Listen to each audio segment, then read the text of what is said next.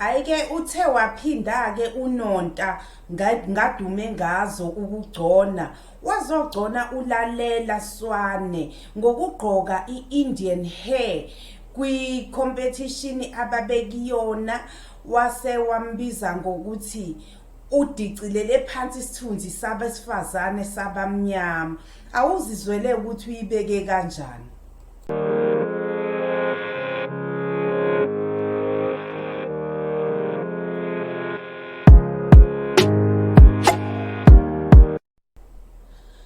Lapho ke kade kuhlangenwe khona ePoland kune Miss Supranational content waphuma ke ulalela waba nguyena obe nguMiss Supranational owase South Africa.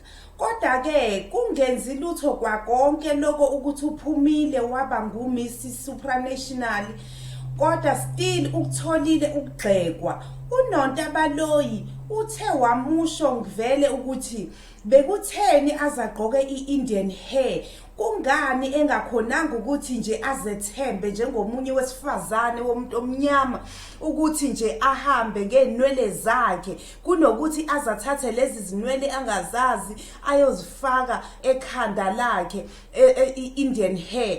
Why vele engakhonanga ukuthi nje ahambe ngezinwele zakhe athi njengohlobo lomuntu omnyama njengabantu abamnyama usiphindise back 10 years ngokuthi shuthi asizithembi ngezinwele zethu, asizithandi inwele zethu ukuthi siyongenela ama content nezinwele zethu. Akudingeki ukuthi uzufake iwigi wena nje umuhle unje nenwele zakho.